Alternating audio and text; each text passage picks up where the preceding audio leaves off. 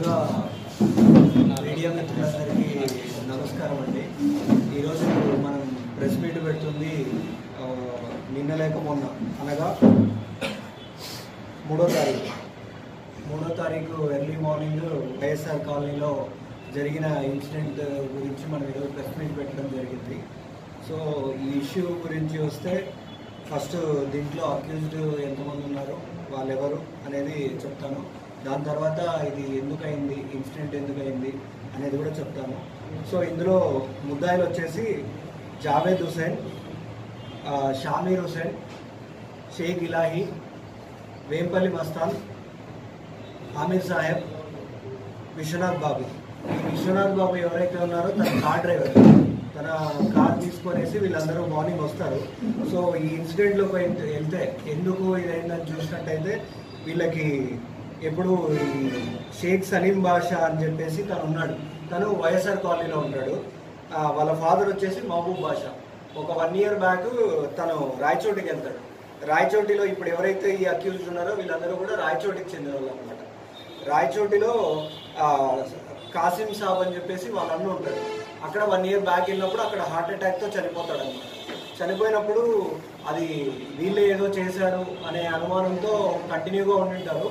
దాని నుంచి మనస్పర్ధలు అనేటివి కంటిన్యూగా స్టార్ట్ అయినాయి. అప్పటి నుంచి ఏదైనా చిన్న ఫ్యామిలీ ఫంక్షన్ అయినా కానీ, లేకపోతే ఎక్కడైనా కలిసినా కానీ అక్కడ వీటన్నిటికీ కారణం మీరే అన్నట్టు చిన్న చిన్న గొడవలు అయ్యేటివి.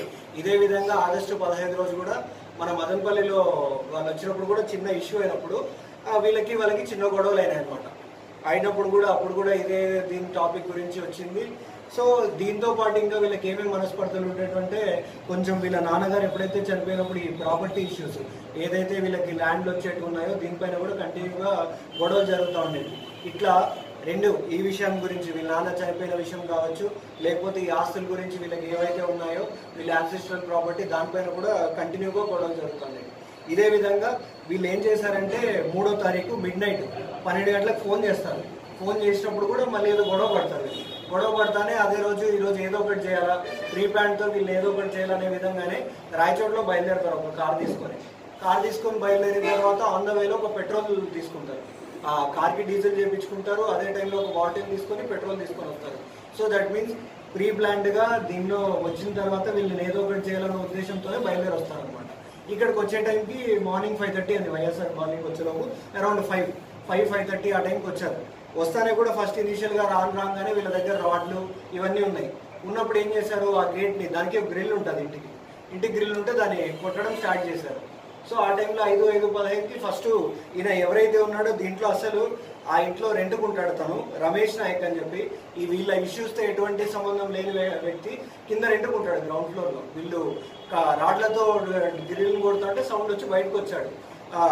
ఎవరు మీరు, ఎందుకు ఇట్లా కొడుతున్నారు అంటే, ఫస్ట్ ఇది ఓపెన్ చేయి, గేట్ ఓపెన్ చేయి అని చెప్పేసి ఇమీడియట్గా తనని చూడంగానే కూడా పెట్రోల్ తీసుకున్నారు. పెట్రోల్ తీసుకొని చల్లడం స్టార్ట్ చేశారు. పెట్రోల్ తీసుకొని చల్లినారు. ఇమీడియట్గా వచ్చేసి తీరా అని చెప్పారు. నేను తీరు, మీకు ఏదైనా గొడవలు ఉంటే మీరు చూసుకోండి, ఇక్కడికి ఎందుకు వచ్చి ఇష్యూ చేస్తారంటే తనను కూడా క్యాష్ పేరుతో అబ్యూస్ చేయడం జరిగింది. తిట్టి నువ్వు ముందు తీరా అని చెప్పేసి కుల పేరుతో తిడతారు. అదే టైంలో వచ్చేసి అగిపెట్టె తీసుకునేసి నిప్పు అంటించేస్తారు. ఆ టైంలో తనకి ఇదంతా కూడా కాలిపోవడం జరిగింది బాల్స్తో. ఇనిషియల్గా తను మదనపల్లి హాస్పిటల్ అడ్మిట్ అయ్యాడు. తర్వాత కండిషన్ సీరియస్ ఉండడం వల్ల ఇప్పుడు బెంగళూరులో ఉన్నాడు. కొంచెం క్రిటికల్గా ఉంది. తను కూడా ఇప్పుడు అండర్ అబ్జర్వేషన్లో ఉన్నాడు బెంగళూరు హాస్పిటల్లో. సో మెయిన్ ఇక్కడ ఇంకా అది అయిపోయిన తర్వాత కొట్టారు.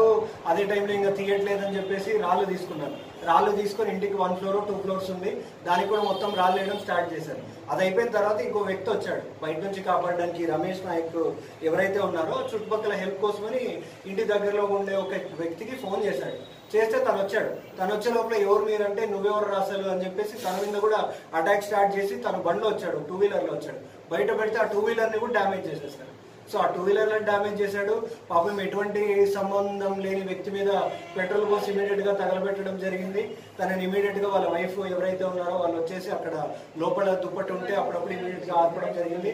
లేదంటే ఇంకొంచెం లేట్ అయితే మాత్రం ఇంకా బర్న్స్ అనేటివి ఇనిషియల్గా 25-30% బర్న్స్ ఉన్నాయి. అది కూడా ఇంకా సీరియస్ అయ్యే ఛాన్స్ ఉంది. సో ఇనిషియల్గా వాళ్ళు అక్కడ ఉండడం, సేవ్ చేయడం అనేది కూడా చాలా హెల్ప్ఫుల్ అయింది.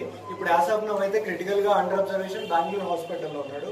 సో వీటన్నిటిలో మెయిన్ ఏంటంటే వీళ్ళకి ఏదైతే ఉందో వీళ్ళ నాన్న చనిపోయినాడు అనే ఇష్యూ గురించి ఆ మనస్పర్ధలు ఉండడము, అది కాకుండా ప్రాపర్టీ ఇష్యూస్ ఏవైతే ఉన్నాయో వీటన్నిటి కారణంగా వీళ్ళకి గత 1 year నుంచి కూడా ఇష్యూస్ అవ్వుకుంటూ వస్తున్నాయి. అట్లాంటిది ఇది తారస్థాయికి చేరిపోయి మొన్న మార్నింగ్ వచ్చేసి అటాక్ అనేది ఎటువంటి సంబంధం లేదు అతను కూడా దీంట్లో ఏమంటారు బలవడం కూడా జరిగిందండి. ఇది మొత్తానికి ఇంకా నేను తెలియజేయడం ఫైనల్గా ఏంటంటే మదనపల్లి ప్రజలకి ఇట్లాంటి ఇన్సిడెంట్లు ఏవైనా ఉన్నా, మీకు ఏమైనా ఇష్యూస్ ఉన్నా కానీ ఇమీడియట్గా పోలీసుల దగ్గర రావాలి, లేదా కన్సర్న్ అథారిటీస్ దగ్గర రావాలి. అంతేగాని చట్టం చేతిలోకి తీసుకొనేసి మేము ఇష్టం ఉన్నట్టు చేస్తామంటే మాత్రం ఖచ్చితంగా కఠిన చర్యలు తీసుకుంటాము. అదేవిధంగా వీళ్ళందరినీ పట్టుకోవడంలో మా 2 టౌన్ సిఐ గారు, మళ్ళీ అలాగే మా ఎస్ఐ రహీము, ఇంకా మిగిలిన సిబ్బంది అందరూ కూడా టీమ్స్గా ఫామ్ అయిపోయి ఇమీడియట్గా ఇది అయిన వెంటనే కూడా వాళ్ళందరినీ కూడా లొకేషన్లు ట్రేస్ చేసుకొని ఎక్కడున్నారో అనేది ఇమీడియట్గా చూసేసి పట్టుకోవడం జరిగింది. డెఫినెట్గా కూడా వాళ్ళందరికీ కూడా నా అభినందనలు. థ్యాంక్ యూ అండి.